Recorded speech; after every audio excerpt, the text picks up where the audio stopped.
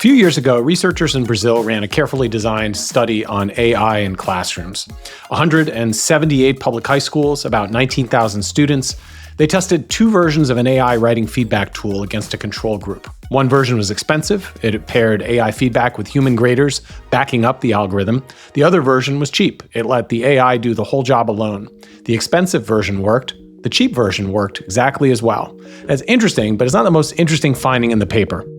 Hello and welcome to another episode of AI in the Classroom Daily, a podcast helping educators make sense of AI without the hype. I'm Dan Cogan-Drew, and transparently, I use AI as a thinking partner in preparing each of these episodes because I think the best way to talk honestly about AI in education is to work with it openly.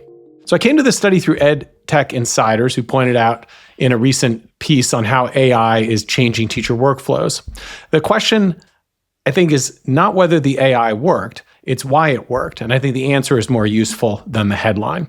So the study took place in 2019, which is notable, of course, because that's pre-GPT public availability. So we're talking about not GPT large language models.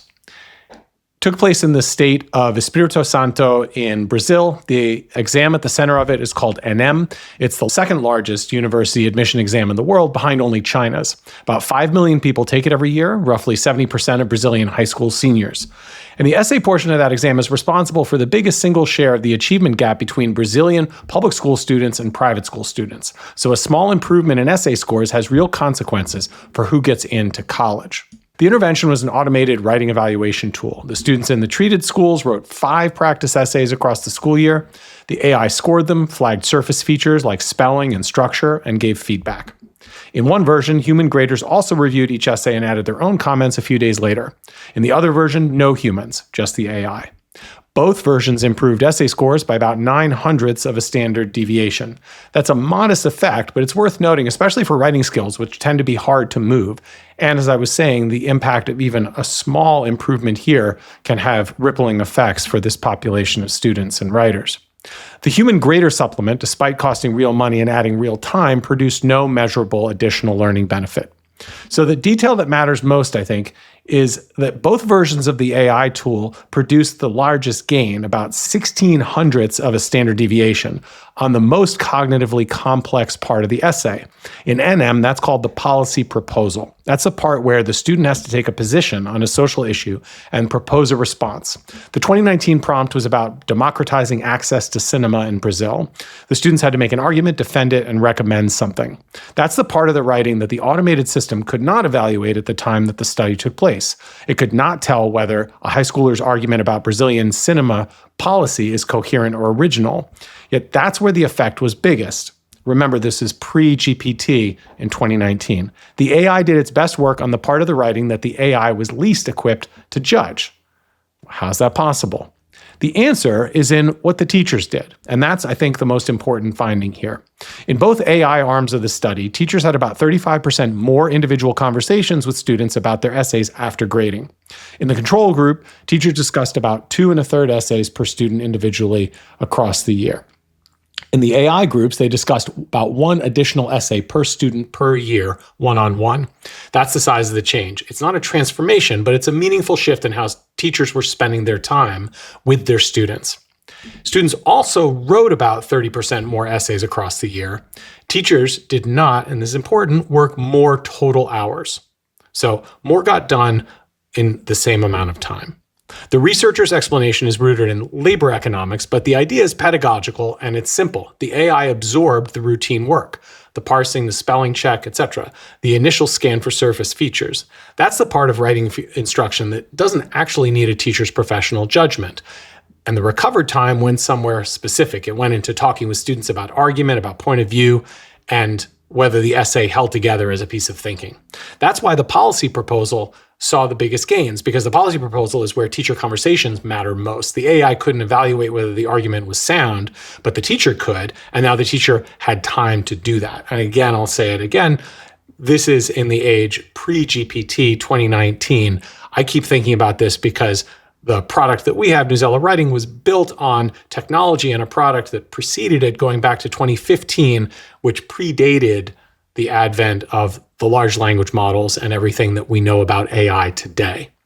So This is not a study about AI doing the teaching. It's a study about AI doing the, call it, not teaching, so that teachers could do more teaching. AI went first on the parsing, and the teacher followed that by talking about the argument with the students. And I think that order is really the most important finding of this study. Earlier this spring, I did an episode on Theory into Practice article by Helene Hazy, who studied how AI feedback can land well in schools. Her argument was that the AI feedback can genuinely help teachers and students, but only inside a human-centered process built on trust. This Brazil study, to me, is the empirical companion to that argument. It shows what happens to learning when the human-centered process is actually in place. The authors of the Brazil paper are very careful. One of the things that they say explicitly is that they don't believe the pure AI version would have worked without the teachers in the loop. If the teachers had simply handed students off to the AI and walked away, use the AI as what the paper calls the last mile for feedback, they think the result would have been different. Maybe no result at all. In their minds, very importantly, the presence of the teacher matters, and the order in which the AI is sequenced matters a great deal. The AI is not replacing the teacher's work, it's changing it.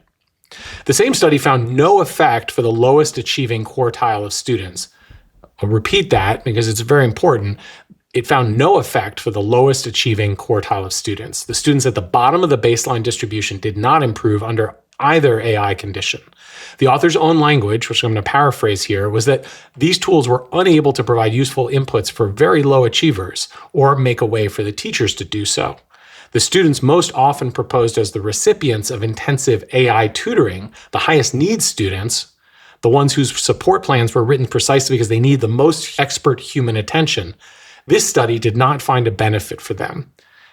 It's not the last word, it's only a study, but I think it's a data point that we should pay attention to because there's a lot of speculation that AI may have outsized impact on students with high needs, and this study is suggesting the opposite. One other note, the Brazilian study used an automated writing evaluation tool built for a specific exam. It's not a general purpose LLM or a chatbot.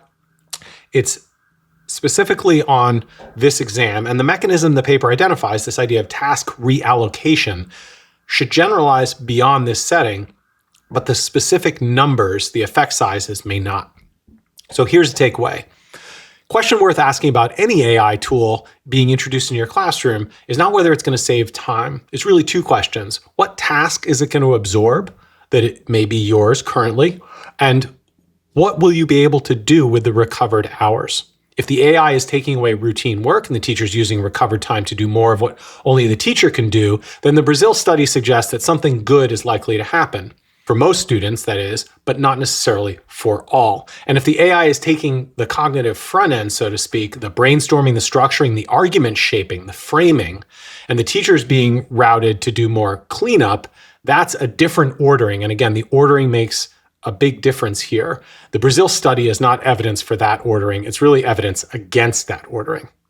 So leave you with a couple questions. When AI shows up in your classroom or your building, which task is it absorbing first? Is it absorbing, call it the parsing or the thinking? And what are you doing with the time it gives back? Would love your thoughts on this, would love your comments, your experience of how you're thinking about the sequencing of AI in your workflow, as we've talked about sequencing in the student's workflow, and then what happens with that reallocation of your time. So, as always, thanks for joining, and we'll see you next time.